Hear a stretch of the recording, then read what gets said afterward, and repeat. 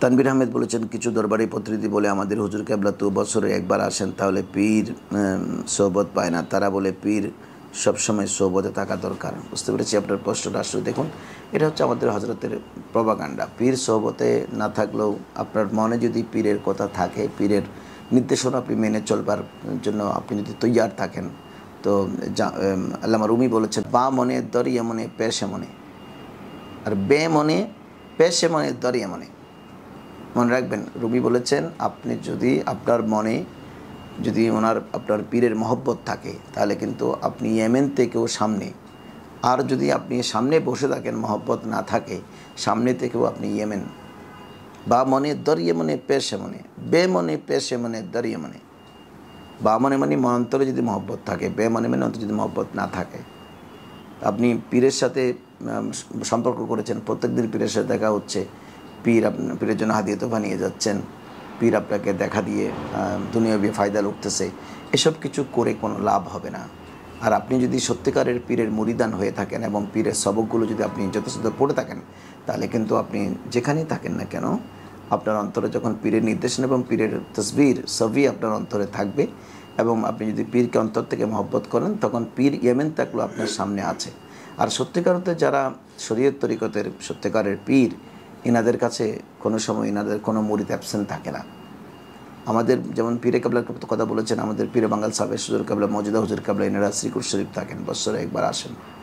শ্রীকুট শরীফ থাকলেও ওনারা বলেছেন যে আমি থাকি শ্রীকুটে, কিন্তু আমার রুহ থাকে চাটগাতে। অর্থাৎ আমি রুহানিভাবে চাটগাতে সবসময় আমার মুরিদানদেরকে তদারক করি। এটা পীরদের জন্য যোগ্যতা। যিনি এটা পার করতে পারবেন না, পীর হতে পারবেন না। গৌসে পাক বলেছেন যে আমি নাজরাতুল্লাহ বিলাদিল্লাহি জামান কাখরাতারাতিন আলা হুকমিত্তি সালি, যে আমি বাগদাদ থেকে সারা পৃথিবীর দিকে নজর দিলে সারা পৃথিবীকে রায়ের দানার মতো দেখি। মুরিদিলা তাখাবু আসিন ফাইননি আজুমন কাতিলুন ইনদাল কিতালি। যারা গৌসে পাকের মুরিদ, গৌসে পাকের ভক্ত, যেমন আমরা যারা গৌসে পাকের ভক্ত, তো আমরা তো গৌসে পাককে কোনোদিন দেখি নাই, গৌসে পাকের দরবারে কোনোদিন যাইও নাই, দেখা আমাদের পক্ষে সম্ভব না। তো আমরা তাহলে গৌসে পাকের কীভাবে ভক্ত হলাম? আসলে হাকিকতন তো আমাদের হযরত ইকরাম আমাদেরকে কাদিরিয়া তরিকার মুরিদ করাচ্ছেন। ইনি তো মুরিদ করাবার পরে বলছেন, ইয়ে সিলসিলা শেখ আব্দুল কাদের জিলানী রাদিয়াল্লাহু তাআলা আনহু কা সিলসিলা হ্যায়। এই সিলসিলা হচ্ছে হযরত শেখ আব্দুল কাদের জিলানীর সিলসিলা, এবং এই সিলসিলার পরম্পরা হচ্ছে রাসূল করিম সাল্লাল্লাহু আলাইহি ওয়াসাল্লাম।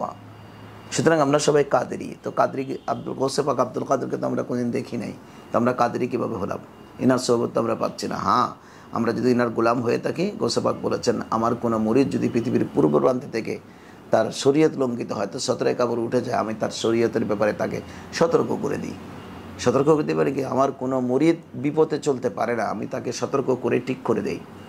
এটাই হচ্ছে রুহানি পাওয়ার। এটা যদি পীরের না থাকে, তো আপনি পীরের বাড়িতে প্রত্যেক দিন বসে থাকলে কী হবে? পীরও বন্ড, আপনিও বন্ড।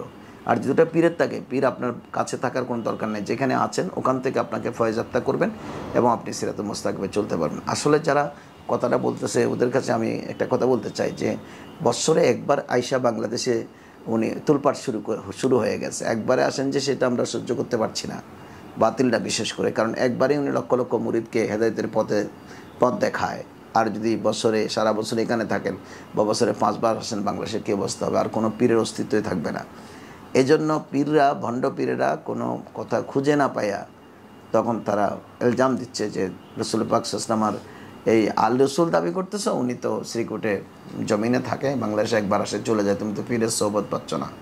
তো আল্লাহ রসুলের সাহাবিরা, হযরত সৈয়দনা সাহাবিয়া ছাড়াও ওয়াইসুল কারনী রাদিয়াল্লাহু তাআলা আনহু তো ইয়েমেন থেকে রসুলকে দেখবার জন্য একবারও আসেননি, সাহাবিয়তের মকামও পাননি। তো উনি কি রাসূল করিম সাল্লাল্লাহু আলাইহি ওয়াসাল্লামের ফয়েজ পাননি?